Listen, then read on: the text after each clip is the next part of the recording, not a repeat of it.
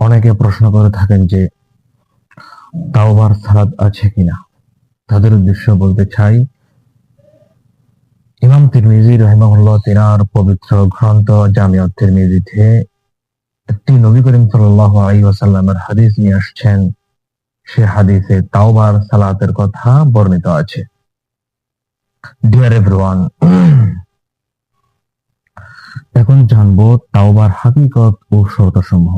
দেখুন, তাওবা শুধুমাত্র ইস্তিগফারের নাম নয়, ইস্তিগফারের সাথে সাথে গুনাহ বর্জন করা, ইন ফিউচার এই ধরনের গুনাহ না করার দৃঢ় সংকল্প করা, আল্লাহর দরবারে লজ্জিত হওয়া এবং অনুশোচনার অগ্নি দ্বারা অশ্রু প্রবাহিত করা।